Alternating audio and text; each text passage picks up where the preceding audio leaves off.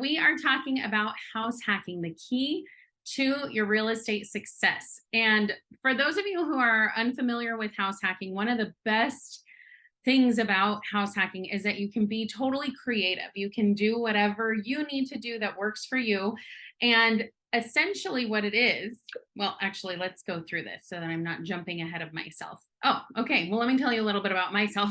I am Brittany Hannon, a real estate agent, coach, and investor. I did almost 20 years in educational leadership before I jumped into real estate. And during that time, I actually purchased my first out-of-state property. It was a fourplex in Ohio. And then soon after that, I bought my own personal residence in my area in Southern California. And it was expensive for me because I worked in education. And if you know, education is not bringing in the big bucks all the time. So I bought my first place before I even got into real estate. And when I bought it, I knew that I was going to have to house hack it in some way, whether that was going to be through getting somebody to rent it, whether it was going to be getting somebody to rent just a room, whether it was going to be a short-term rental. And what I ended up doing was the short-term rental idea. So basically I said, I don't want somebody renting a bedroom because I have my little puppy Blueberry, who you'll see on the couch at some point tonight. And I didn't want to worry about somebody letting him out or somebody who I didn't know being there with him or whatever. So basically what I ended up doing is I ended up putting my house up on Airbnb and I said, let's just see what happens here.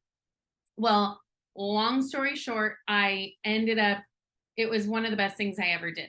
What I did was I would put my house up on Airbnb, and then when I had a guest, I would leave and stay at my mom's house or a friend's house or somebody's house. And what that ended up doing, we'll talk about the numbers a little bit later, but it ended up covering my mortgage for me completely. And I jumped into real estate full time in 2020. And of course, we know what happened in 2020, the world shut down. And so I was able to rent out my place, have some additional income while I was getting my real estate career up and running in this kind of tumultuous time. So it definitely was a great thing for me. And then, so I was able to sell that. And actually last month, I think we broke down the numbers of how much I made in that little condo that I had rented out and mostly covered the mortgage for the whole time I was there. And I got a bunch of appreciation out of it because I had it from 2019 on. So it really did a lot of good for me. So that's just a little bit about me and my house hacking journey. We're going to dive more into it as we go. So let's talk about where we're going today. So today we're going to start off by just introducing you to house hacking, talk about house hacking 101. What is it? How do we get there? You know, what's the benefit of it? All of that kind of stuff. Then I want to talk to you about some types of house hacking, because like I said, you really can get creative with this. And so I want to make sure that we talk about different types of house hacking, what you could do, what you could think about doing, what you could even potentially do today. Then we're going to break down the numbers. We're going to talk about some specific instances and how that plays out and how much that might be, what's more expensive, what's less expensive, the ease of getting into these things. And then we're going to talk about the bottom line. What's the bottom line and what's important now? So house hacking 101. What is house hacking? Well, basically house hacking is renting out one portion of your primary residence to offset your living expenses, maybe even generate passive income. Now, one of the benefits of house hacking is when you're in a really expensive real estate market, because in an expensive real estate market, you're likely not going to find a rental for the amount that you want to spend, and you're likely not going to find a house that you can afford on your own, or there's some reason why you can't afford this area. So doing this, what you're really looking at, especially like in Southern California, you're not looking to offset your expenses completely. Although if you can, obviously that's a plus. We love that. But that's not what you're going for here. What you're really going for is to offset your mortgage. when you're looking to house hack in an expensive area, you're not necessarily looking to pay all of your mortgage and then some. I have a lot of clients who are first time investors who come to me looking to house hack and they want a renter to pay their whole mortgage.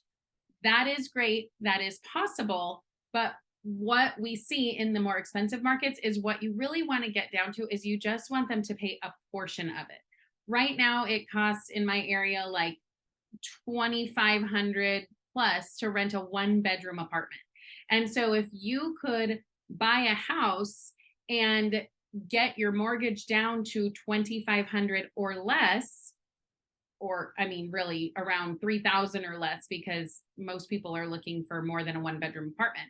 But if you can offset that to get your payments to less than that, that is a win. So that's what you're looking at here. You're not necessarily looking at needing to completely cover it. If you can, more power to you. And we'll talk about ways that you generally can completely cover it. But part of what we're talking about here is just being able to get in and do it quickly.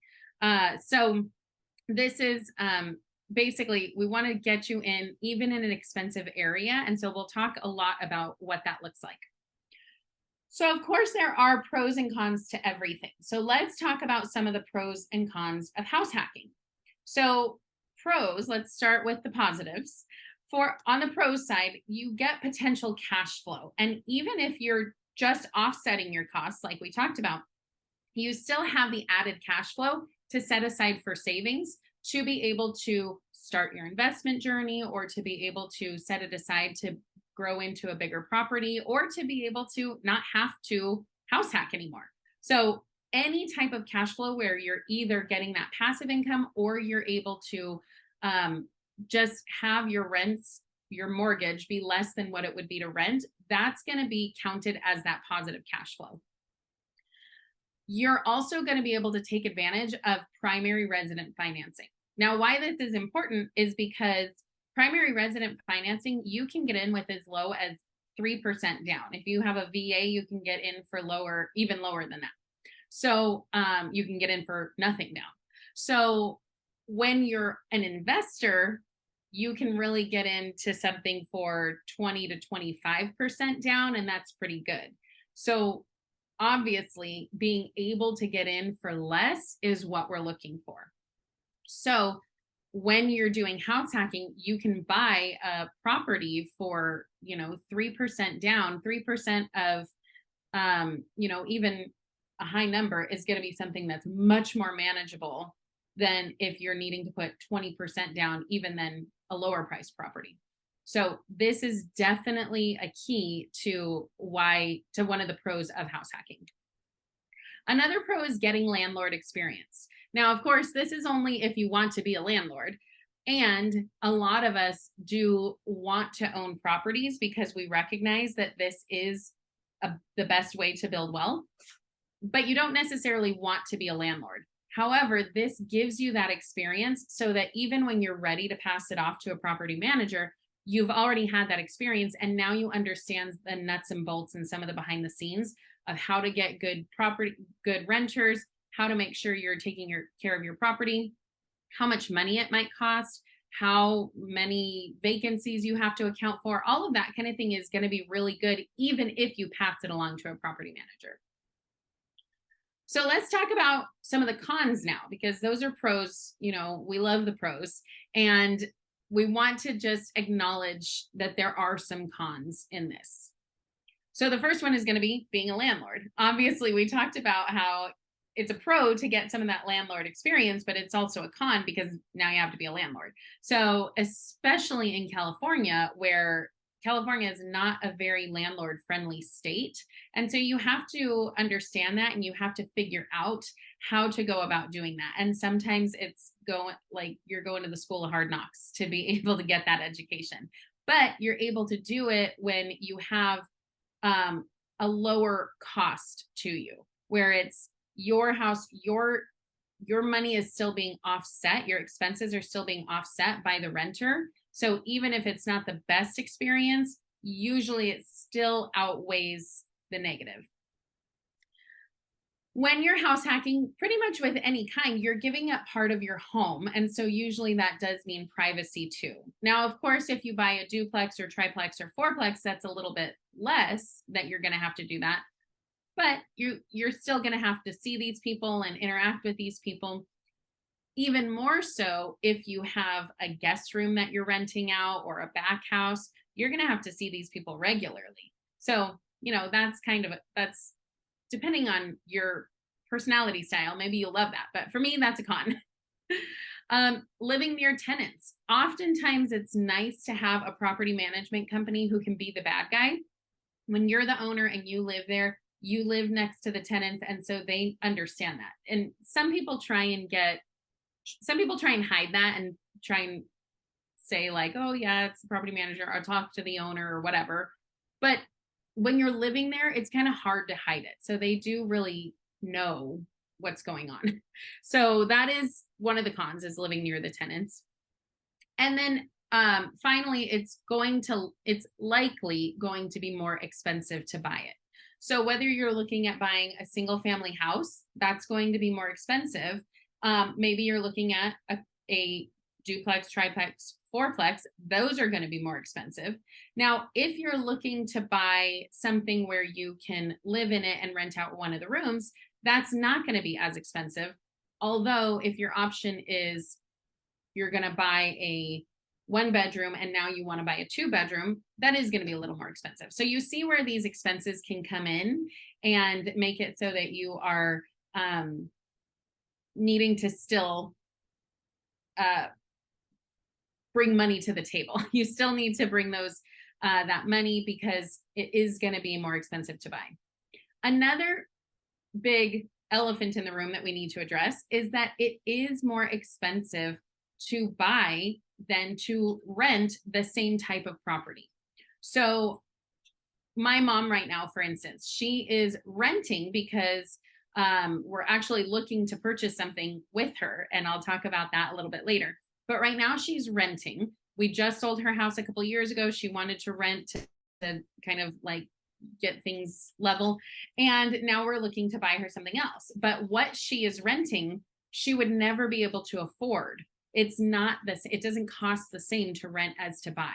Because, part of that is that you're renting something where likely the landlord bought it many, many years ago. Their numbers just work out better because they were able to buy it for cheaper. Probably appreciation has gone up. They have tons of equity in it. Rents have gone up. Now they can charge a lot more in rents. But even with the more expensive rents, you're likely going to pay more when you purchase something. So regardless of, even if you're not trying to buy a duplex, triplex, fourplex, you're still probably going to be paying a little bit more, especially depending on what you're comparing it to. All right, so we kind of covered the basics. Now let's talk about the different types of house hacking. So there are lots of different ways, and you can get creative with this. So I want us to start thinking about what we could do. And I want you to think about what you could do even right now. So one of the things that I did, I kind of have always done this even before I knew what house hacking was, because I've always been one who wants to offset my costs. And so when I was a renter, I rented a big house at one point, and basically I subletted all the rooms. And so I was the main person on the lease. I was the main person in charge of getting all the finances together and all of that. But I would sublet and I would bring other people in to rent each of the rooms. So in doing so, my rent was able to be lower than what it would have been if I was renting, for sure, if I was renting like a 1-bedroom by myself. But it was also able to be lower than what the other people were paying there, because I was doing more of the work. My name was the one that was on the line, and they didn't even need to know how much I was paying because they paid whatever they agreed to pay. So think about that, where you can even do this even if you're not a homeowner.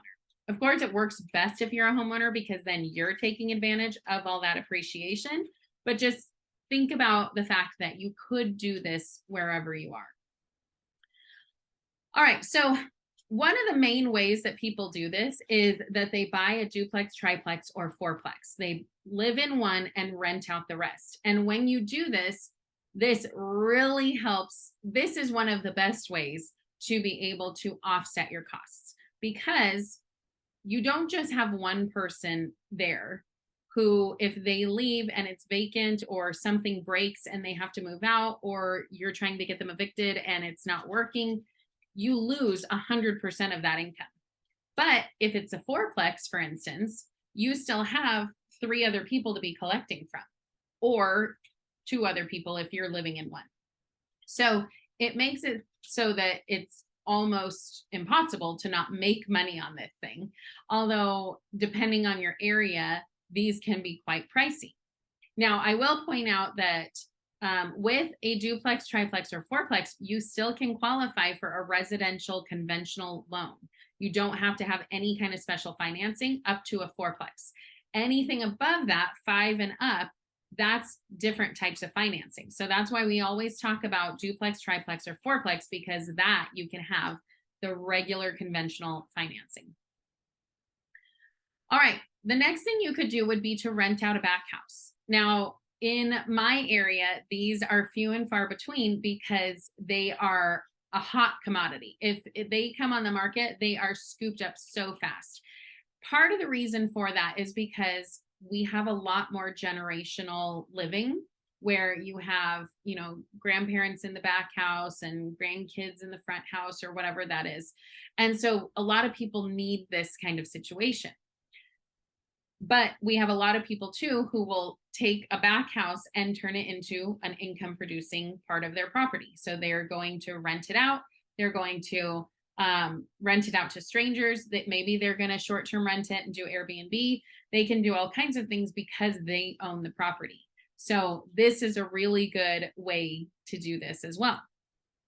Converted garages. Now, this is something that is a little bit more of a hot topic, because some people love a converted garage and some people do not. And so when it comes to resale value, a converted garage can hurt you or can help you. And it really just depends on the need in that area and what other people are selling for. So if you have a garage conversion while you're there, it's a great thing. But it's also one of those things that oftentimes garage conversions are not permitted. So when you go to sell, it doesn't count in the square footage of the home. And also, if a family with 2.5 kids and a dog want to move in there, they want a place to park their cars, they want a place to store stuff, they want that type of thing. They don't necessarily want income producing property on their home. With a converted garage, that's almost all you have. Now, you can use it as a back house, you can use it as all kinds of things, but you just have to think this is a long-term play. If you get a house and convert the garage, it's going to be converted. You're going to want to make money off of it for a long time, because it's going to be a little bit harder to resale. You can rent out a room. Renting out a room is super easy, and renting out the room is probably going to get the least amount of money of all of these things for you. So this is definitely not going to, it's not going to cover the cost of your mortgage. Probably even in some of those more expensive areas where you have higher rents, because even in those areas, then that price of the house is much higher.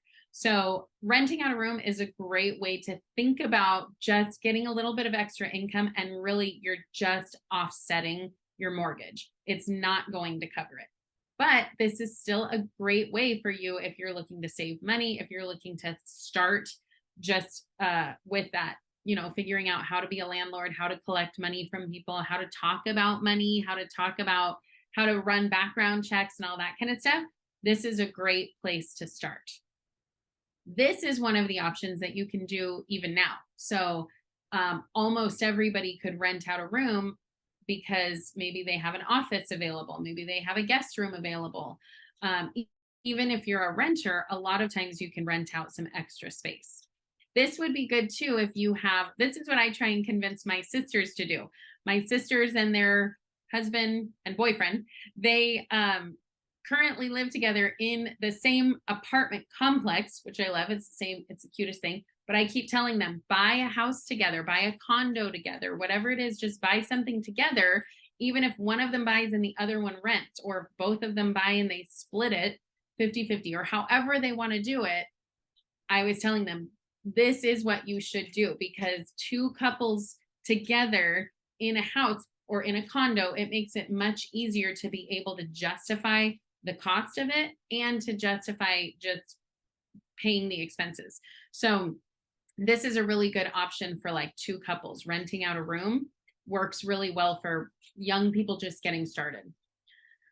So short-term rent your house. This was the option that I took, as you guys know, because of what I told you earlier.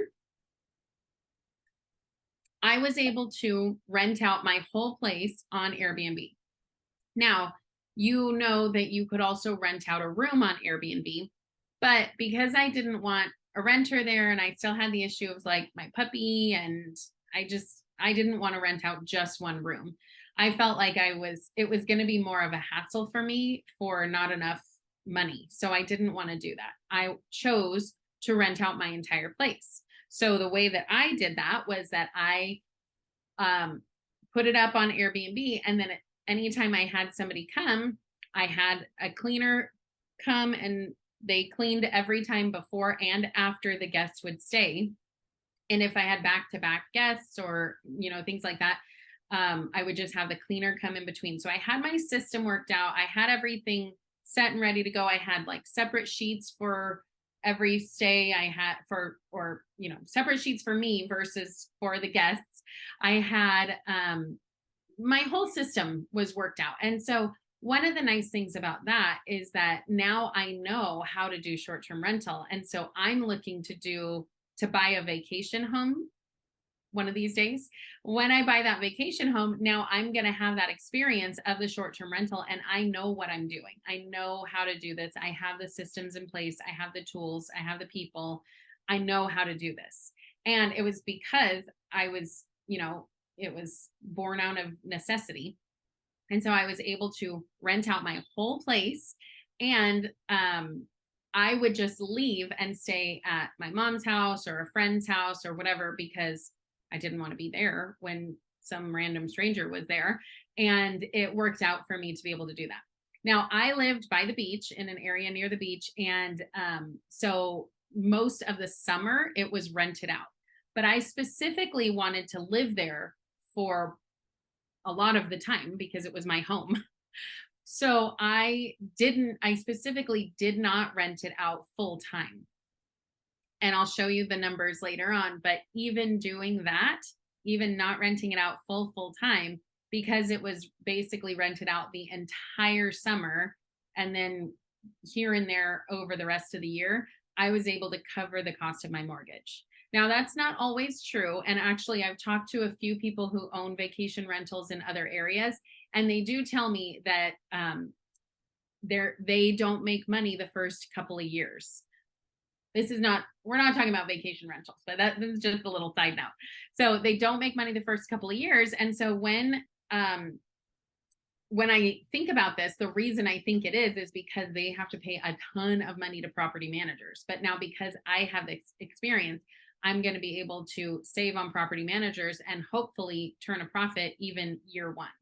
So short-term rentals for your own home. I recognize that this is for a very small subset of the house hacking community. Most people are not going to be able to pack up and move out. It was easy for me because it was just me and my puppy at the time. So he didn't mind going and staying at his Nana Kim's house. So it was great for me at the time. And it was a really good opportunity for me to learn. So this is a really good thing if short-term rental is at all in your future. If it's not, and this is not your deal, then I would say don't even worry about this one. Cross it off the list. This is the value of this, though. The beauty of this is that you can choose for yourself and figure out what works for you. The next one is ADU. ADU stands for additional dwelling unit. These are really popular right now. And the reason everybody's so excited about them is because California passed some laws saying that basically like the city, county governments cannot block the building of ADU. They have to create permits because there's a housing shortage in California. So these can look like, have you seen at like Home Depot, they have these pop-up houses that you can, it's not pop-up, but like you can buy a kit to build a house in your backyard. And you can get the permits for them because of all these laws that have been passed and all of this kind of stuff. So an ADU is a really good opportunity. And essentially it's the same kind of thing as like you would be building a back house. It just has certain parameters to be considered an ADU. You can have a junior ADU also, and currently in California, you're able to have a full ADU and a junior ADU all on one property. And the junior ADU is usually like a converted garage. So you could essentially build your own triplex.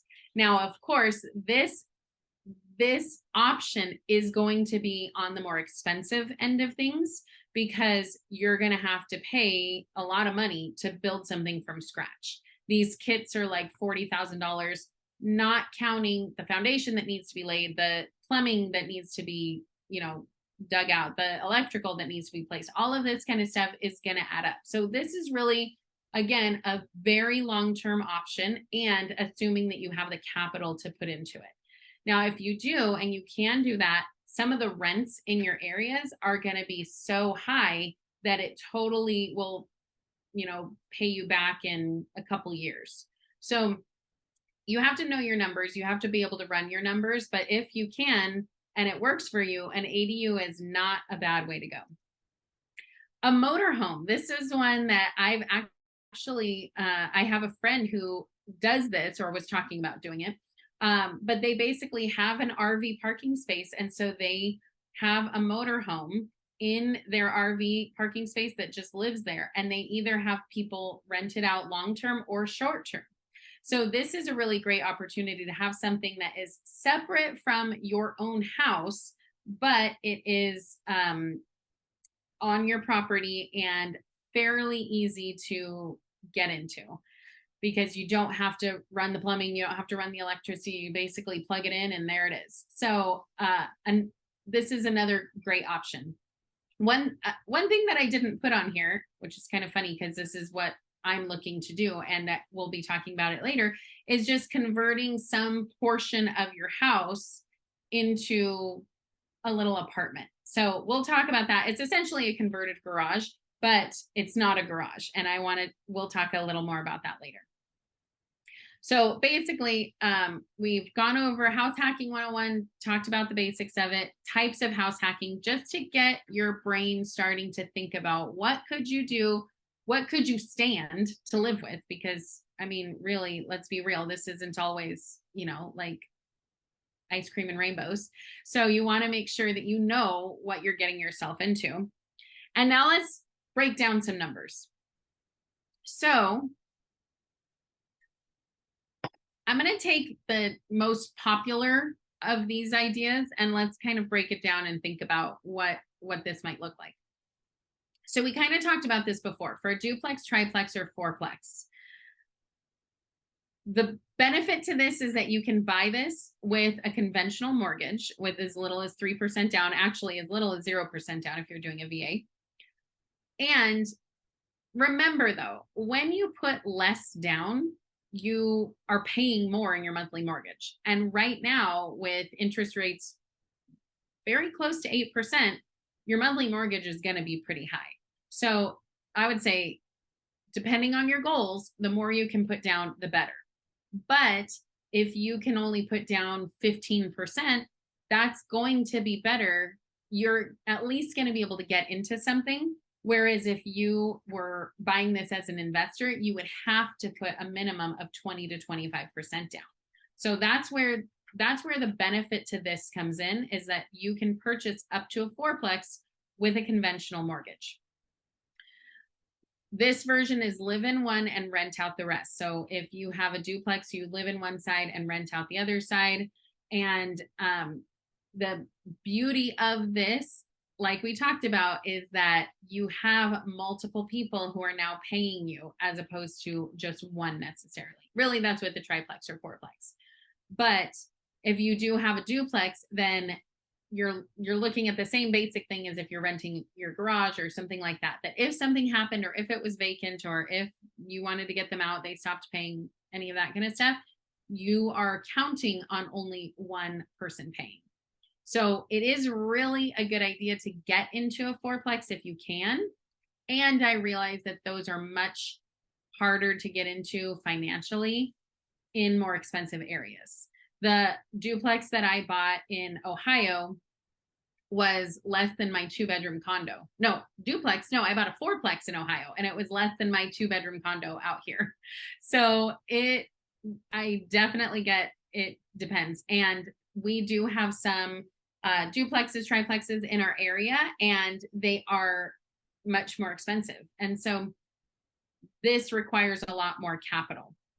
So your investment that you're looking at is your down payment, and if there are any improvements. So if you buy, a lot of times what happens is they say, oh, we fixed up one unit, because they'll fix them up as they go. We fixed up one unit so you can see what the potential is, but the rest of the units are not fixed up. So now you need to invest in making these improvements either over time or right away.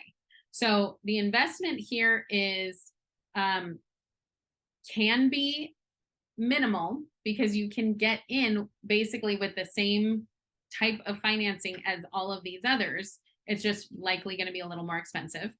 And if there are no improvements or very few improvements to make, maybe you can get in for pretty cheap. This may offset your full mortgage. This is the one that is the most likely to offset your full mortgage, because you are bringing in rents. Now, keep in mind that for my area,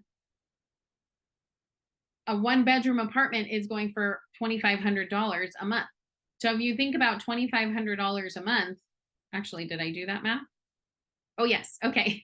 So if your mortgage is on average about $60,000 for the year, and your average mortgage or your average rent is $2,500 for the month, let's say you have a fourplex, your income would be $72,000, because you're multiplying that by 3. So you have 2,500 times 12 times 3. That's going to get you 72,000. So that does cover the cost of your mortgage, because you're living in one. Now, the beauty of this is you don't have to live there for very long to be able to move out afterwards and buy your own, and then you can put another renter in there. Now they're really paying all of your mortgage. So this is a very nice thing to do if you're trying to start your investing journey, because this is going to require a little bit more capital, but it really is going to jumpstart your investing. You're going to be able to really learn how to manage your tenants. You're really going to learn how to bring tenants in. You're going to learn all about your numbers, all of that kind of thing. So this is a really good starting place if you can get something like this.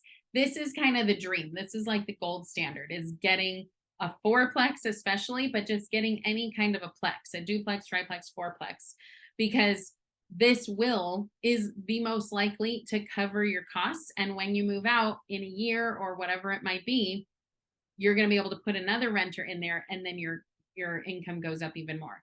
And over the years, what happens? Rents go up, and your mortgage, if you buy right now at almost an 8% interest rate, rates are not going to stay at 8%. They will drop. So if you buy right now at 8%, it is going to drop. It's just a matter of when. And once it drops to maybe 5%, then you're going to be able to refinance. Now your mortgage has gone down, rents are continuing to go up, and now all of that in between is profit for your pocket. So this is a really, really good option for you if you have the capital to get in. The next option is short-term rentals. And I did this one specifically because this is what I did for my own place. And so I have actual numbers of what this looked like for me. So the beauty of this one is, again, you can purchase it with as little as 3% down. Now, in the last buyer seller seminar I did last month, remember we have these on the last Thursday of every month at 6 p.m. The one I did last month, I broke down how, actually it was 2 months ago. It was a part one and part two, but I broke down how much I spent on my first little condo that I bought. And I talked about in that webinar that I had to put 3% down, I believe, but I had a grant. So the grant it paid for my down payment. So the grant paid for my down payment, got me into this house. I still had to pay closing costs. So I think I paid about $3,000 to get into my little condo. And that $3,000, by the way, I had to rent something a couple months ago because I was in the middle. Oh, we were selling and then we were buying again. So that $3,000 would not have even gotten me into the apartment that we got into. So that was a really good deal. And there are still down payment assistance programs and things that currently are getting accepted, offers accepted. So if you want to look more into that, let me know and we'll talk about that, because there are definitely programs that are still out there. And it really worked for me. Let me just say, remember, I was in education, so I wasn't bringing in the big bucks. And this was a really good way for me to jumpstart my real estate. So what I did with this was I lived in it and then I rented it out, I left when my guests would come and rent it out. Or this is not what I did, but you could stay there and rent out 1 or 2 of the rooms. That to me is like the worst option, but you could do that. To me, I feel like the beauty of this is that I don't have to see people on a regular basis that I don't know. That's why I didn't want a roommate as a renter, because I didn't want to see somebody that I didn't know all the time. So I want to make sure that I'm gone and then I can rent out this place. So anyway, that's what I did. I left, and but I still lived there and it was still my place when the guests were gone. So I loved that. Now the investment here is one of the best investments up front that you're going to make, because this is your primary residence.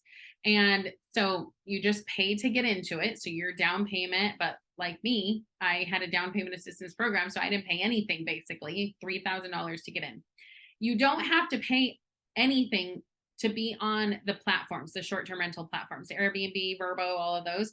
You don't have to pay anything. So that was the beauty of what I did. I was saying, let me just try it out for a couple of months and see, because it was free. All it took was a little bit of my time and energy and effort. So I did it, and let me tell you, it worked out for me. The investment, now I will say that if I was focused on being a short-term rental landlord, whatever that's called. If that was my focus, then I might have spent more money in preparing it differently and decorating it differently and things like that. But because this was my personal home, I spent some money on like extra sheets and towels. That was really it. I bought some toiletries for them, but I was not spending tons and tons of money doing this. So the investment was very low. Now, this one also may offset your full mortgage. Now, keep in mind, I'm saying it might for all of these because kind of my disclaimer, it might not, but it might. So it might offset your full mortgage. And in my case, it did. So my mortgage on average was about $32,000 for the year.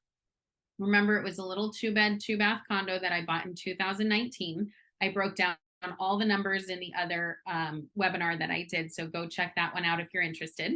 So my mortgage was about $32,000 for the year. And remember, I did not rent out my place all year long. I only rented it out for parts of the year. I mean, it was open all year long, but I definitely declined some people because I had some people who wanted to stay for like 6 months. And I was like, I'll make a lot of money, but I also want to stay at my house over the next 6 months. So basically the entire summer it was rented always. Every year I did it, it was always rented all summer long. And then it was rented a couple of weeks here and there throughout the year. and my income was about $42,000. So that covered my mortgage and my expenses.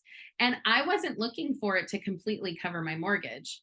And in fact, when it did, it was like a shock to me because it's, it's kind of annualized over the year. So it's not something, I mean, annualized over the year. You know what I mean? It was spread out over the year. So it wasn't like I was thinking, oh, I get, I pay my mortgage, but I get this same amount every month. It's not like that. It's sporadic. So when I saw that at the end of the year, I was shocked and amazed because this was something that I just kind of was doing on a whim. I was like, let's try this. And it worked out very well for me. So the next one I want to talk about is converting a part of your home.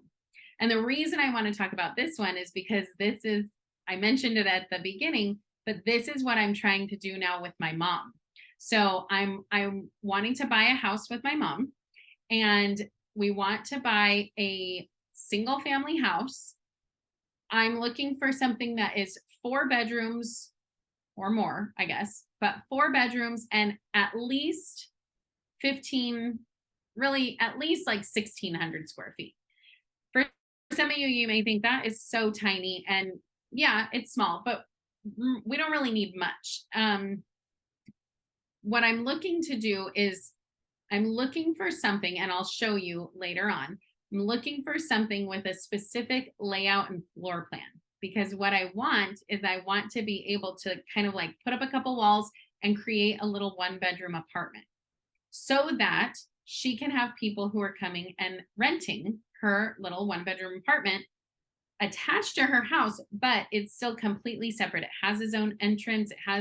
She doesn't have to see them coming and going. And then she still has her little 3-bedroom house that's fully intact. She has her garage because she wants a garage.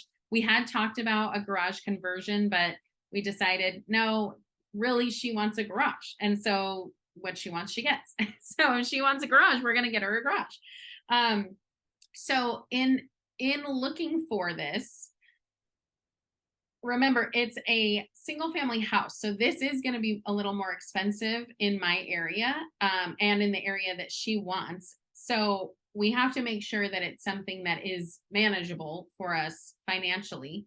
But part of the benefit is that what I'm saying, what I'm looking at into the future is that she's going to be retiring soon. Hopefully that means her income goes up because she's been investing well. But what if it doesn't? What if something changes? Look at the stock market. All this kind of stuff is like what I'm thinking about.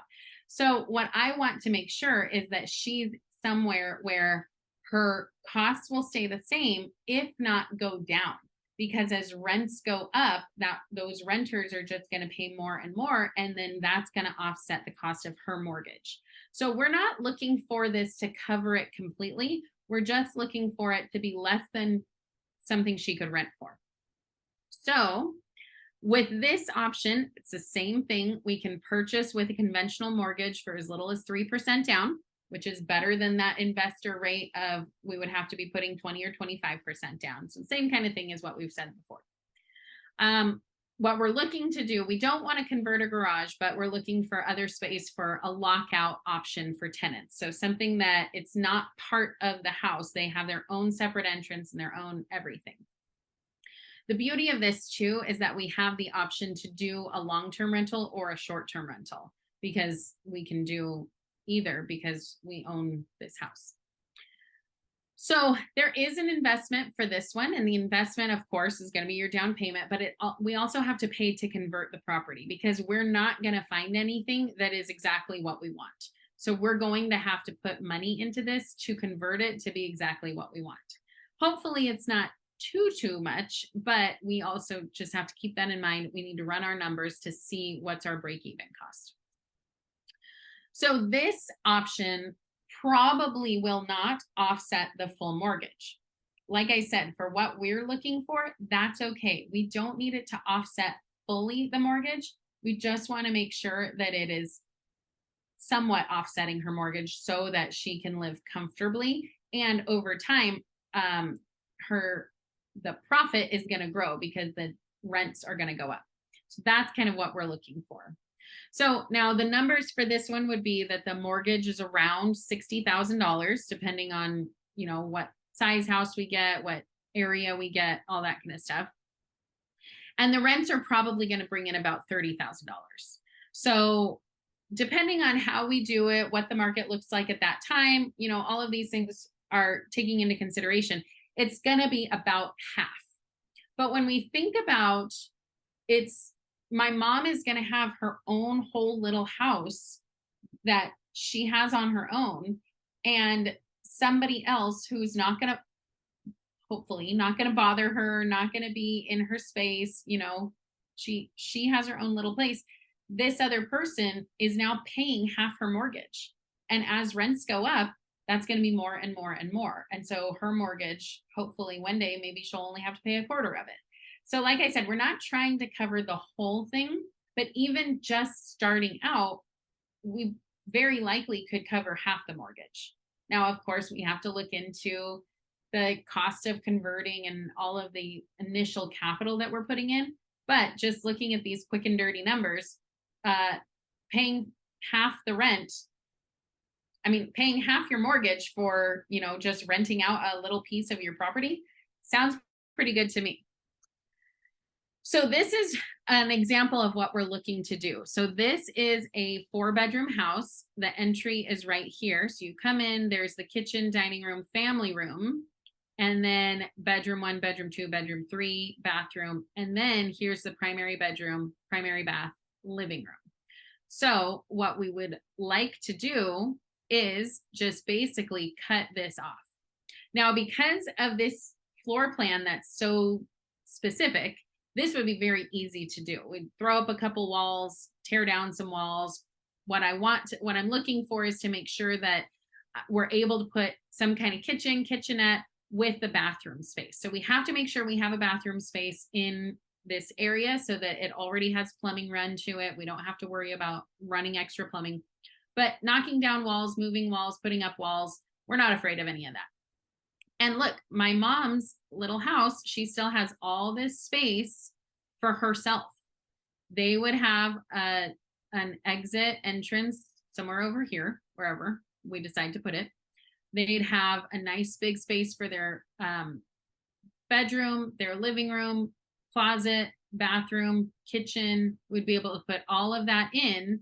Now, we haven't talked about costs of this. Obviously, I'm not saying, oh, this will be so cheap, but it is going to be a cheaper option than paying for an ADU to be built and put in. So this is kind of an example of we get our juices flowing. Now, another option that we went to and saw was when you walk into the garage, if you walk to the left, there was like the whole first part of the house with 2 bedrooms and all of this. And then if you went to the right from the garage, there are 2 other bedrooms. Now, I was saying we could still do the same thing where we put a wall up, because one of the rooms was a primary bedroom with a bathroom. So we could put the wall up and then knock out some walls to be able to have that second bedroom. But then that makes for the main part of the house only 2 bedrooms. But that's fine for my mom's purposes. So you just have to think about some of those things. And like I said, the whole idea of this is to just get those creative juices going. All right, so let's talk about the bottom line. Expensive areas have the best appreciation. So a lot of times people talk about that they can't afford the expensive areas, they don't want to get in, but the expensive areas are the ones that go up the fastest. And if they come down at all in a market turn or anything like that, they rebound the fastest. So expensive areas do have the best appreciation. It's kind of that idea of get the worst house on the best block. But get started in an expensive market using house hacking and watch your investment grow. This is really going to be a time where you can really get in for less than you would be able to normally and just see that appreciation take off because you're in a more expensive neighborhood or market. So don't give yourself the excuse that because it's an expensive area, you can't buy anything there, you can't afford anything there. If you can get qualified, if you can find a way to get qualified for that, buy it and then figure out a way to rent it out. It's definitely a great thing. And then over time, when you're able to refinance, when you have more appreciation, whatever that is, now you don't have to do it forever if you don't want to. And you can say, okay, I'm going to use this garage conversion for something else, or I'm going to use my back house as a craft room, or whatever you wanted to do, an office, whatever. The world is your oyster because you bought at the right time. And I always say, the right time to buy is the right time for you. As long as you can afford it and you can get into it, that is the right time to buy. As long as you're going to be somewhere for 3 to 5 years, the market can ebb and flow and you'll be able to recover. All right, so let's talk about what's important now. Decide to start. Just make the decision that it's going to happen and decide to start. Think about what option works best for you today. What can you do today to get next year changing your financial life? Save money. Use house hack techniques to save and move up in property ASAP, or save money now to be able to buy your first property to house hack. But save your money, because that is going to be an important thing. Property is always going to be a better thing to spend your money on than all these little knickknacks that you don't really need. So keep that in mind. Save your money so that you can buy properties, so that you can upgrade your property. Make sure that you're saving money. And house hacking is a great way to save money. A strategic consultation. Meet with me to discuss your options and come up with a game plan to set in motion. This is something that I offer to everybody, and I'll give you a link to schedule that strategic consultation. It's totally free, and basically we're just saying what's going to work best for you. We're going to take all these options, we're going to get creative with it, we're going to figure out how do we get you into a property. And if that's house hacking, great. I've worked with a ton of brand new investors and first-time home buyers who want to house hack. And this is an excellent way to get in. So scheduling that strategic consultation with me. So here you go. Here is a QR code for that strategic consultation. And we'll put that in the chat, the strategic consultation link. It's a link to my calendar, and you can schedule it at your convenience. But if you're ready to make a move, I'm ready to help. I am totally excited to get started with you. And if you need help figuring that out, let's go ahead and schedule that. And for our next buyer and seller webinar, we are going to be here, same place, same time, the last Thursday of every month at 6 p.m. We're going to talk about seasonal strategies, the pros and cons of holiday home sales. Now, there are some times when you have to sell your house during the holidays, and that's okay, because there are pros and cons. Traditionally, people say, oh, you cannot sell your house. You can't sell your house during the holidays, but I will say that there are ways that you can do it. So join me next month, and we'll talk about the pros and cons of holiday home sales. And if you are ready to jump in, I'm ready to help. So make sure that you schedule that strategic consultation with me.